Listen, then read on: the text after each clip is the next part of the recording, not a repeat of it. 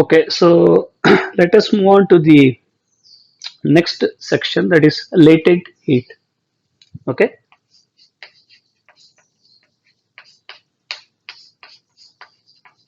latent heat. Okay, so we started our discussion on the in thermal properties of matter with expansion of solids. Then we continued on the part of specific heat. Okay, you see, so when we supply heat to an material, okay, first we observe that there may be an expansion of matter. Okay, this is the one type of change. And in the second change, when we supply the heat, there may be rise of temperature. Okay, then there is a third possibility is there, that is when you are supplying an heat energy, there may be a change of state.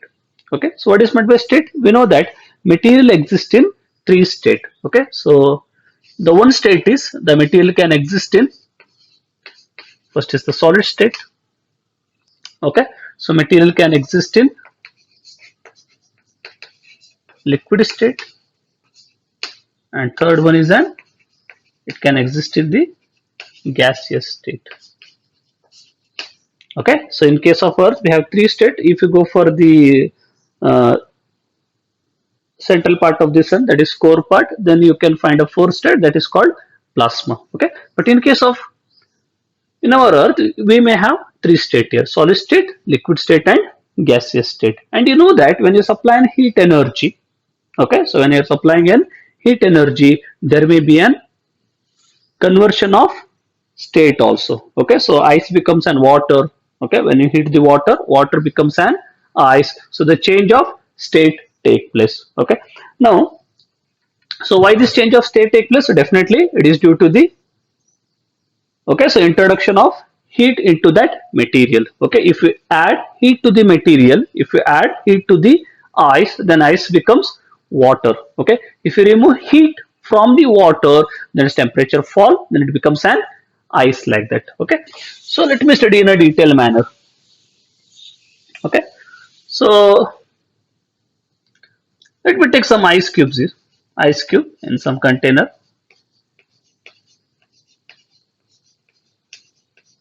You have some ice cubes, okay, in some container. Okay, so let me assume that their initial temperature is something around -4 degree centigrade. Okay, so the ice cubes are there, they're having an initial temperature of -4 degree centigrade. Okay, let me heat it. Okay, so if you supply,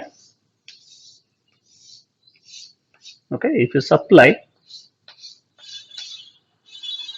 heat to that ice, okay, so then what happens? Definitely this temperature start increases. Okay, so the temperature initially it is -4 degree centigrade, it becomes -3, -2, like this. Okay, simultaneously if I plot a graph of, okay, if I plot a graph of time,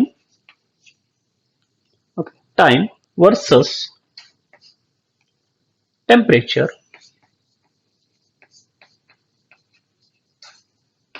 okay, we observe that, okay, let me take this time is 0. What is meant by time 0? When you start the observation, that time is taken as initial time and it is considered to be an 0 second. Okay, so when time is 0, initially it is at -4 degree centigrade. Okay, something around -4 degree centigrade. Okay, you start heating.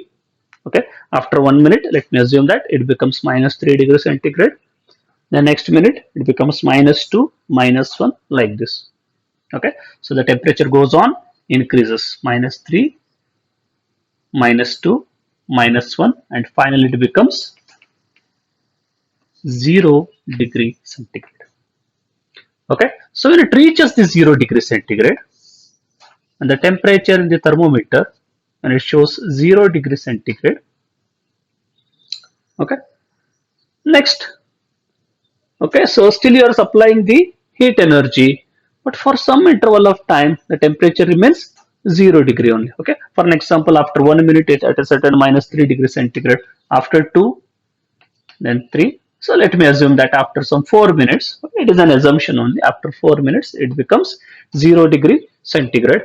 Next time 5 minutes, again the temperature shows 0 only. Next 6 minutes it shows 0 only. That means what? Up to certain time, the thermometer shows 0 degree only. Okay. So next, okay, so now if I look at here, okay, so we are still supplying the heat energy, but there is no change in temperature. Okay, so it takes place for some time. During that time, this ice is get converted to water. Okay, the ice get converted to water.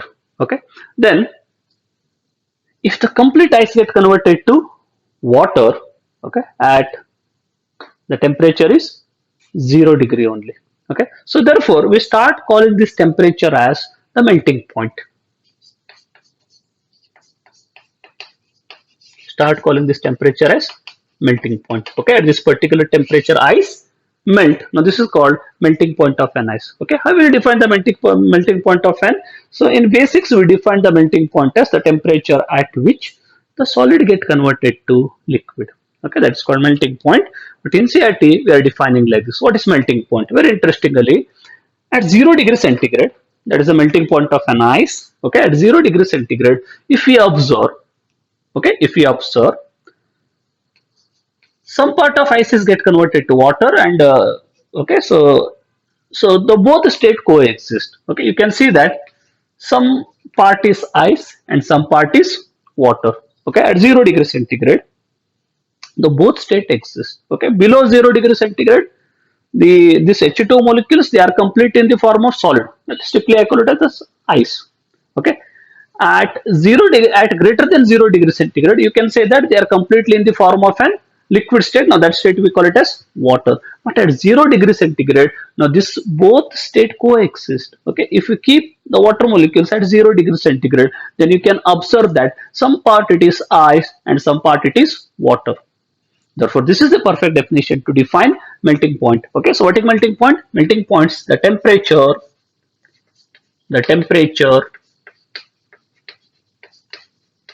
the temperature at which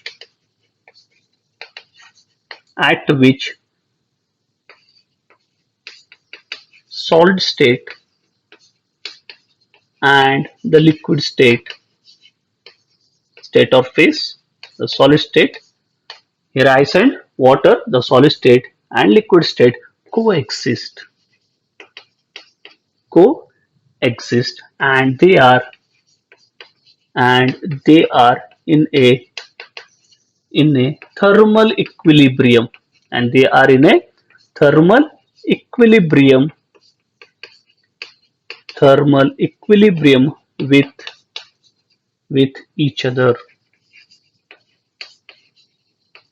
They are in a thermal equilibrium with each other. What is melting point? The temperature at which, now here when temperature reaches to 0 degree centigrade, you have the both state, okay, ice as well as the water. You have the both state, solid state as well as the liquid state. So you have the both state here, and they are in a thermal equilibrium with each other. What is meant by thermal equilibrium? That means the temperature of ice is also 0 degree centigrade and the temperature of the water is also 0 degree centigrade. That means both are having the same temperature. Now that temperature we call it as melting point. Okay, and what is the melting point of an ice? The melting point of the ice is, you know that the melting point of the ice is 0 degree centigrade.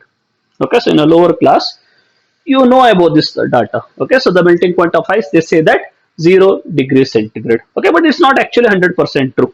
Okay, because the melting point, and the next in higher classes you are going to study about some Clausius-Clapeyron equations, where they say that this boiling point and melting point, it depends on the pressure.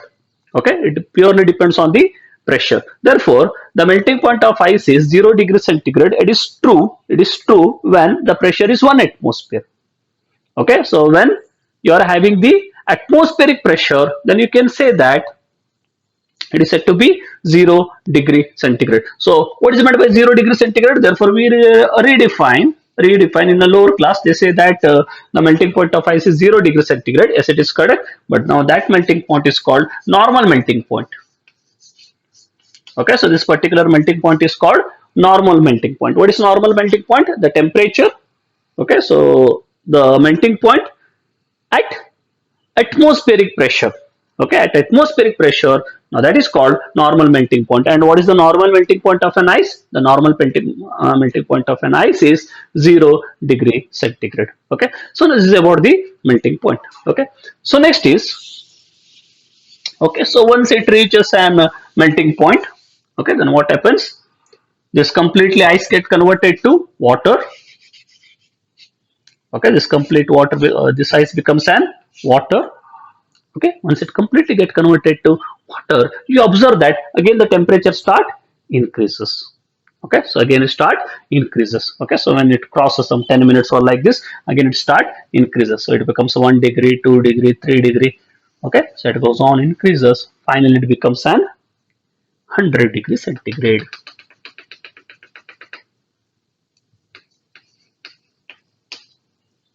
Okay, so for some time the temperature becomes, after some time the temperature becomes 100 degree centigrade. Okay, again we observe the same observations here. Okay, when the temperature reaches the 100 degree centigrade, you observe that again for some time interval, again your temperature is not increasing. Okay, so the temperature of water is not increasing, and you observe that at 100 degree, when it reaches the 100 degree centigrade, for some time interval, now water get converted to vapor. Okay, so the conversion of state starts here. The water get converted to vapor, and we call the temperature as boiling point. Okay, so we call it as boiling point. Okay, so what is the boiling point of water? The boiling point of water is 100 degrees centigrade. Okay, is this true? No, no, it is we call it as a normal boiling point. Okay, so what is my boiling point? Same here. The what is the normal boiling point? The temperature the temperature at which both liquid state and gaseous state coexist. Okay, so coexist, and they are in a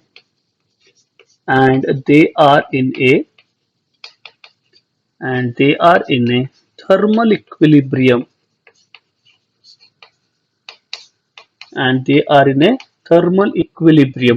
with each other,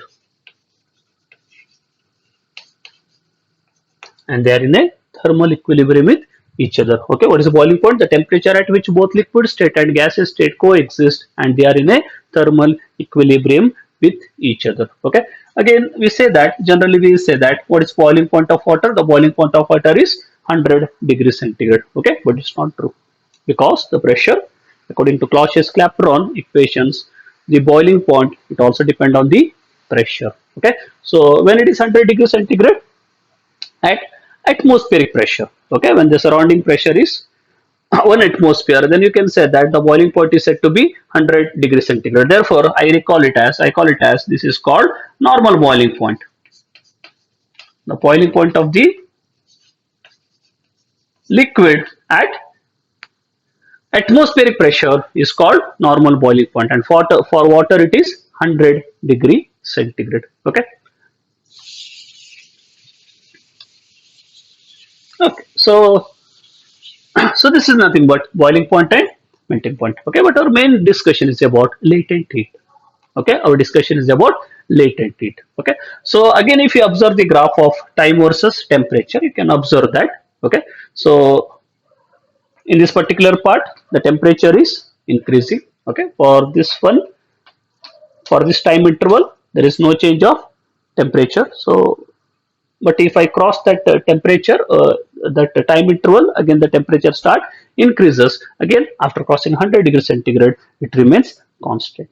Okay, so instead of time versus temperature, if I plot the graph of heat supplied, okay, heat supplied versus temperature, then I will get a same type of graph. Okay, so see here, when there is no heat, Okay, so the temperature is minus 4 degrees centigrade only. You are supplying heat energy.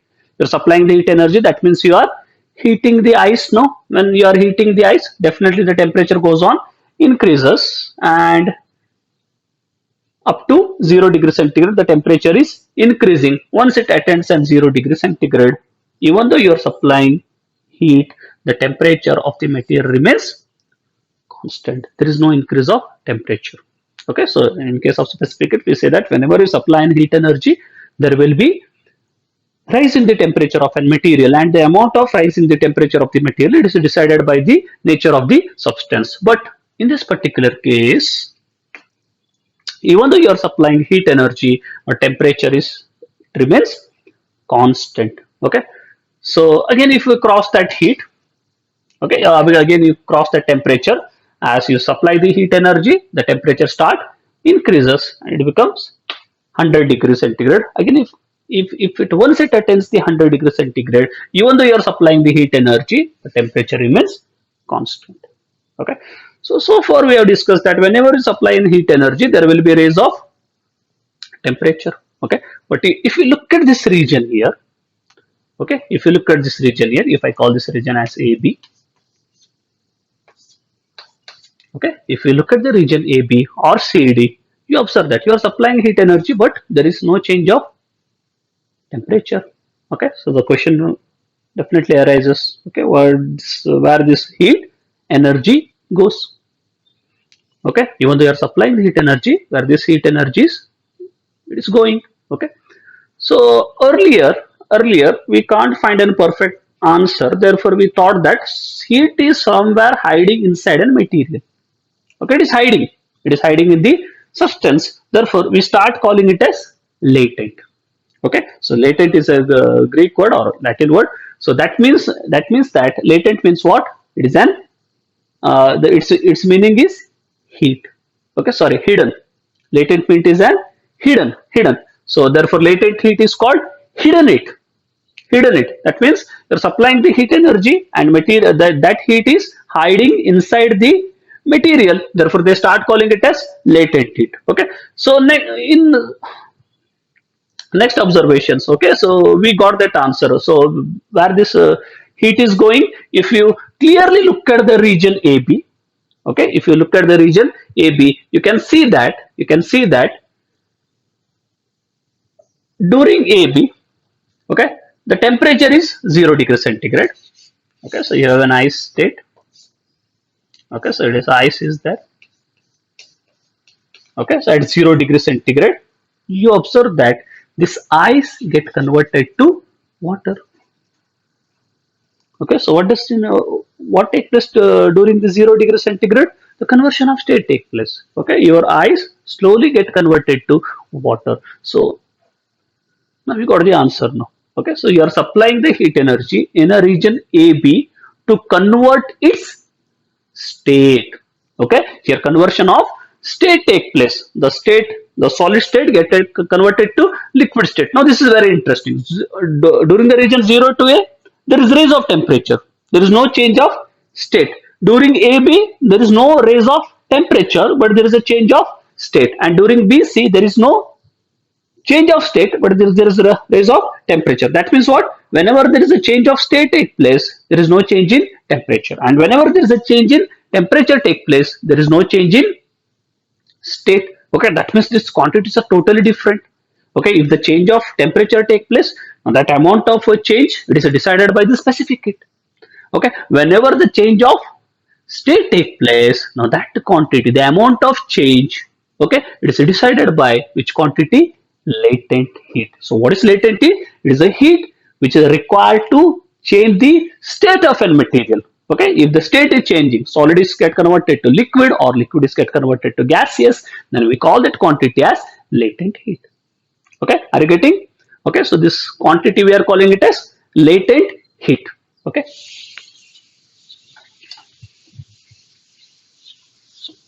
Okay, so during this region, so whatever is applying the heat, and that heat is used for the conversion of state. Okay, so if I take the Q as the amount of heat, okay, so if Q, if you consider the Q, what is Q? Q is nothing but the amount of heat supplied to the material to convert its state. Okay, then this quantity depends on only one physical quantity. Now that physical quantity is mass. Okay, so see here. Okay, in case of heat supply to the change of temperature, where the heat supply depends on two quantities. One depends on the mass. More is the mass, you have to supply the more amount of heat to raise the temperature. And second one, if you want to raise more temperature, then you have to supply the more heat. But in this case, okay, it is only a factor of conversion of state. So you can say that, so you are supplying the heat energy to change its state, and it only depends on the mass. Okay, if you have 1 kg of mass, okay, you have to convert 1 kg of ice into an water. Okay, if we require some 10 joule, very simple. If it is 2 kg of ice, then how much of energy is required? Very simple, you require energy of 10 joule. Okay, so it only depends on the mass of the body. Therefore you can see that amount of heat given to the body to change its state, it only depends on mass of the bodies. Again, when the quantities are directly proportional, we make them equal by taking certain proportionality constant. Let me take this time L as an proportionality constant. Therefore you can write Q is equal to Lm. Okay, you can write Q is equal to L into M. Okay, again this equation says that Q depends on two quantities. One depends on L. Okay, one depends on L, second depends on M. What is Q? Q is nothing but latent heat. Okay, actually Q is nothing but a latent heat, the heat required to change the state. Okay, now it depends on the two quantities. One depends on the M and second one depends on the L. M is understood. If mass is more, that means you require more amount of heat to convert. Second time, it also depends on L. Okay, what does L here? Okay, as you seen from our okay, so previous observations. Okay, what does L indicates? Very simple, L depends on what? L depends on the nature. L depends on the nature of the material. Okay, if you have 1 kg of ice and some 1 kg of other material, okay, like if you have copper, if you have aluminum, okay, you have to convert 1 kg of copper into an liquid. Okay, or you have to convert, if you want to convert 1 kg of aluminum into an, it's a liquid state. Okay, so which require more energy? Definitely copper and aluminum require more energy compared to ice. Therefore this L, the Q depends on the mass, but this Q, it also depends on the nature of the material, and we call this L as specific latent heat. But in the NCERT book, he is directly calling this quantity as latent heat only. Okay, he calling L itself as an latent heat. Therefore he is saying that what is L? L is nothing but Q by M. Okay, so NCERT is defining like this: L is equal to Q, and this is possible when M is equal to 1. As I am using the SI system, therefore I can say that it is 1 kg. Okay, so what is the definition of latent heat? Very simple. What is latent heat? It is the amount of heat given to a material of mass 1 kg to change its state. Okay, so what is latent heat? Latent heat is the L equal to Q, is the amount of heat, is the amount of heat, the amount of heat, amount of heat given to the material, given to the material or substance, whatever may be given to the material of mass 1 kg to change its, to change its, okay, to change its state, to change its state. Okay, now that quantity is called latent heat. Okay, so therefore it is called latent heat. Okay, so latent heat means it is the heat required to change the state. Okay, so you know that there are three states here. One is solid state, then you have the liquid state,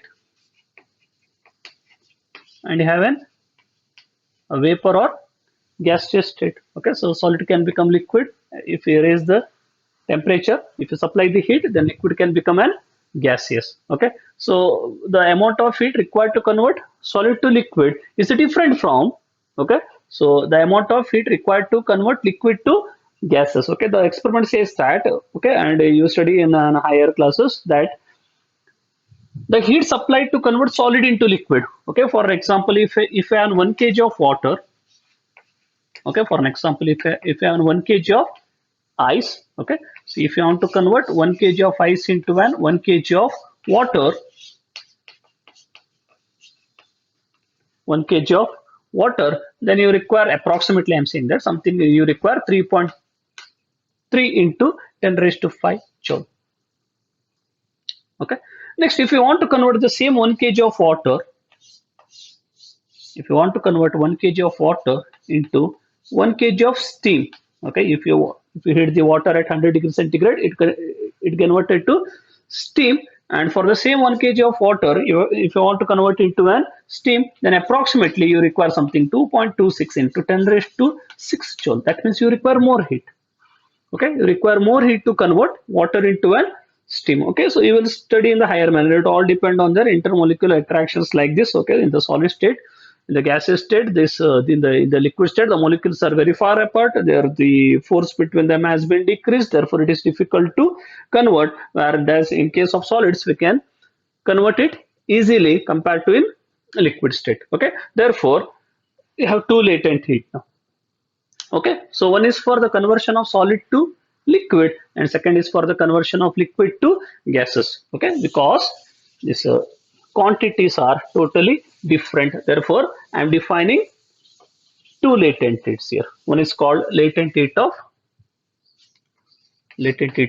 fusion. Okay, the first is the latent heat of fusion. What is latent heat of fusion? This is called latent heat of fusion. What is latent heat of fusion? This is the amount of heat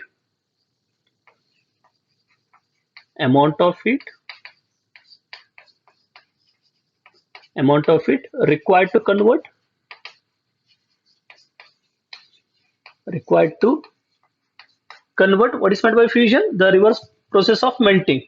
When you heat the material, if the solid becomes liquid, then that process is called melting.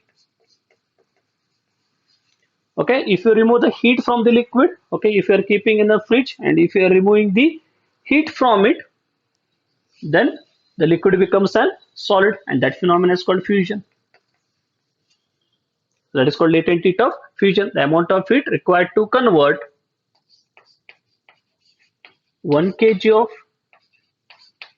okay, so as we are using the system, 1 kg of solid into liquid, 1 kg of ice into water, you require 3.3 into 10 raised to 5. Okay, it's the amount of heat required to convert 1 kg of solid into liquid. And remember one thing, that now during this state the temperature remains constant.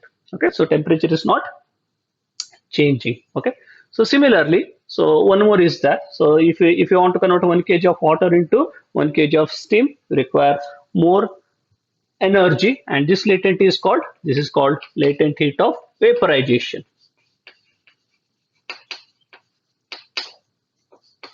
The second is called latent heat of vaporization. What is meant by latent heat of vaporization?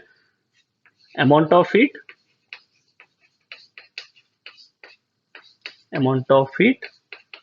required to convert 1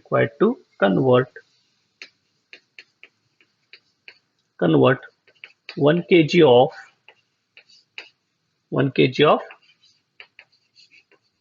liquid to vapor. Okay, if you want to convert 1 kg of liquid into vapor, then now that heat is called latent heat of vaporization. Okay, so they are different for different materials. Okay, so again go back to the boiling point and melting point. So melting point is nothing but the temperature at which the solid and liquid coexist. Okay, and the melting point of ice is 0 degrees centigrade. Now that melting point is called normal melting point. Normal melting point means the melting point at standard atmospheric pressure.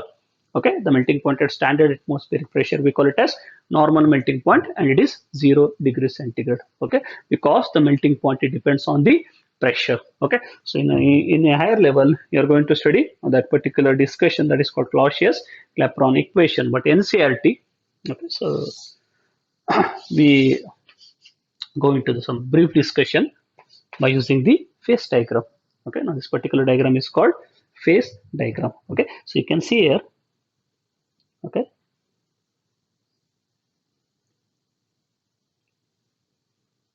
okay, so you can see that.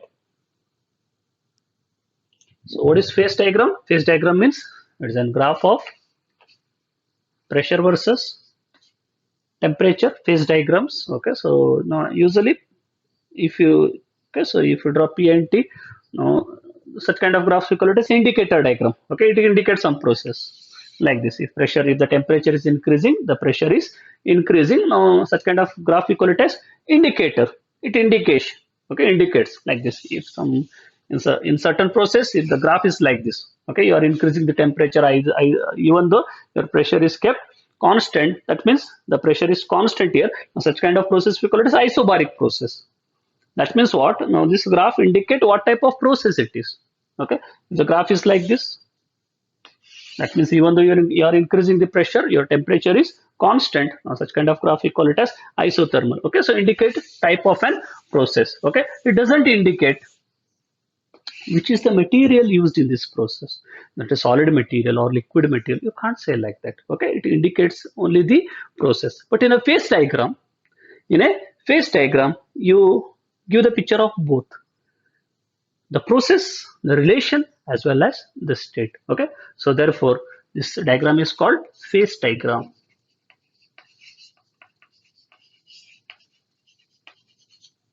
Okay, and this diagram is called phase diagram. Okay, so if I take the phase diagram of an water, okay, then it is like somewhat it is like this.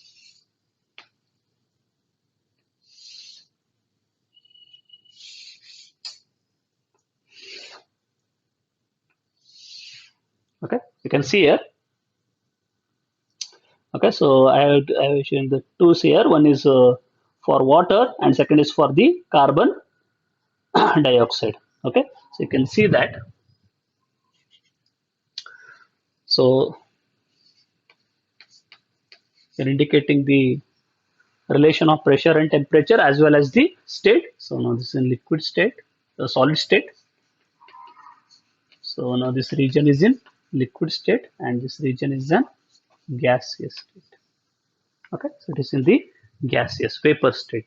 Okay, you can see that.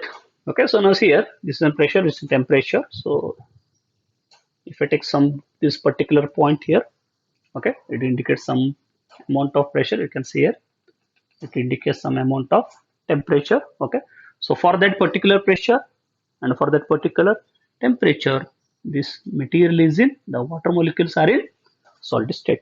Okay, if you take any random point here, okay, if you take this point here, again you can see that for this particular temperature and for this particular pressure, the molecules are in liquid state. Okay, if you take any point here, that means it indicates that the material is in gaseous state. Okay, so the state of a material, usually if I generally talk, okay, if I say that normal atmosphere pressure, if I take the standard atmospheric pressure, okay, you can clearly say that minus 10 degrees centigrade to, okay, 0 degrees centigrade.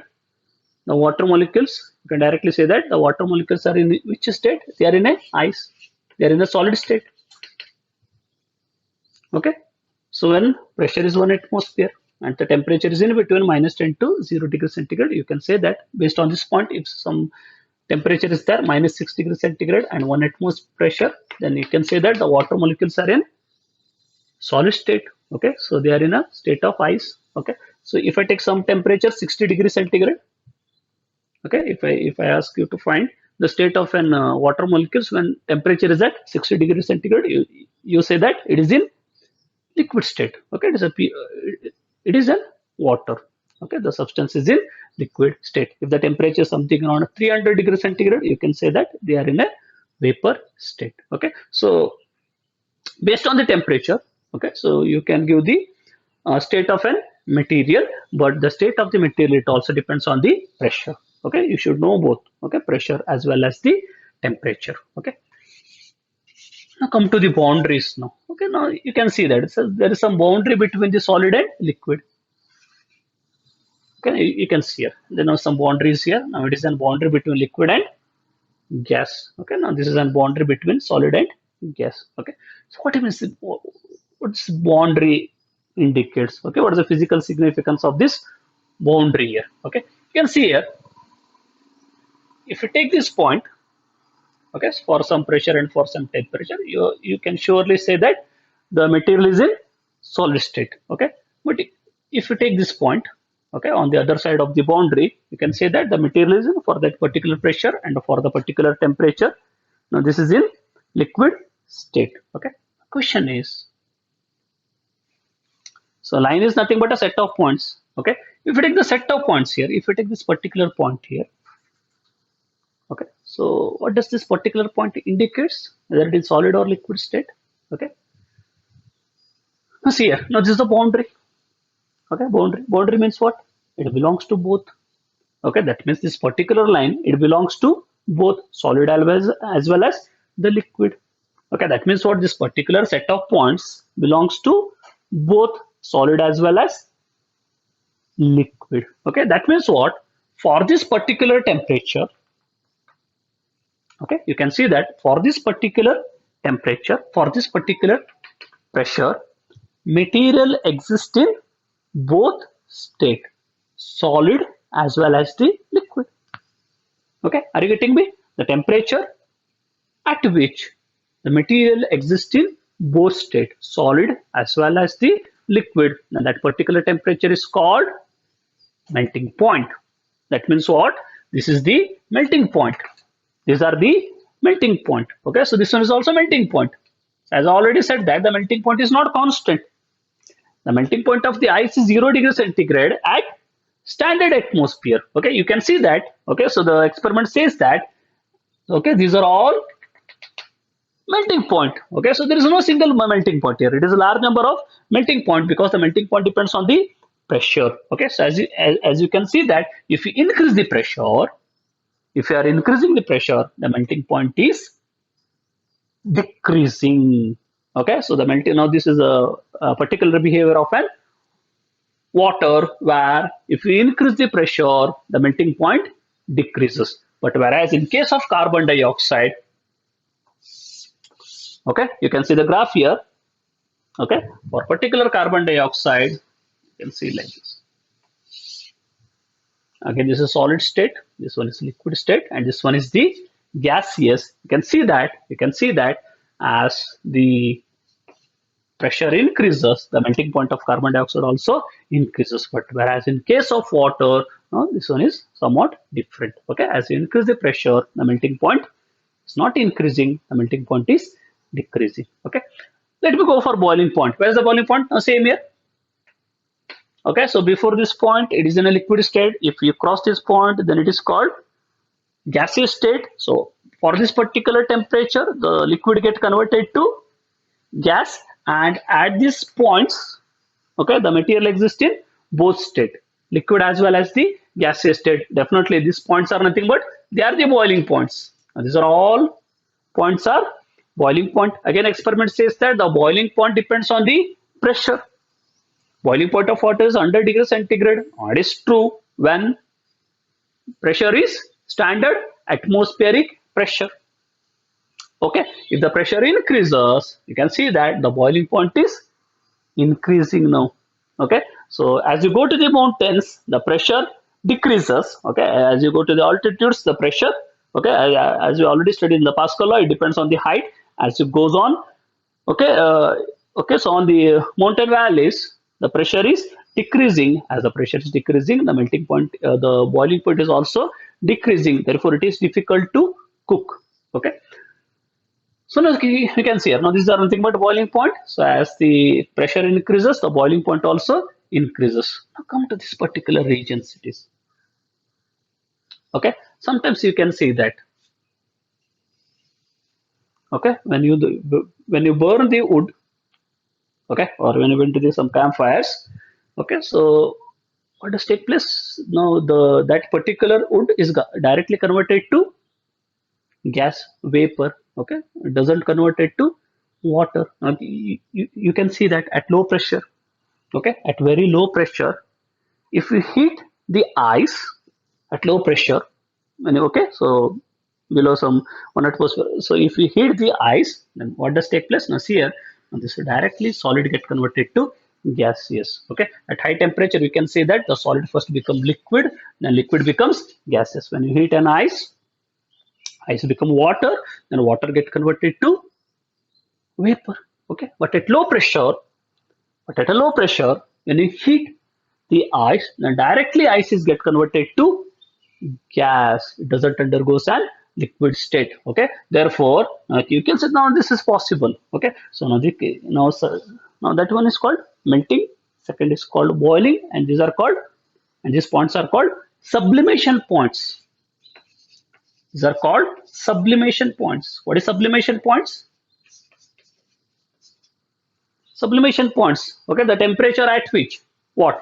Solid and gaseous state both coexist. Okay, now this is possible. Okay, if you take an ice candy, you can see that now that candy is in solid form and that vapor is in, okay, and this vapor coming out of it, it is in a vapor form. Okay, at that particular pressure, at that particular temperature, it has both state. It has both state, solid as well as the gaseous state. Okay, now that points are called sublimation point. Okay, again you can see that the temperature as the pressure increases, the sublimation point is also increasing.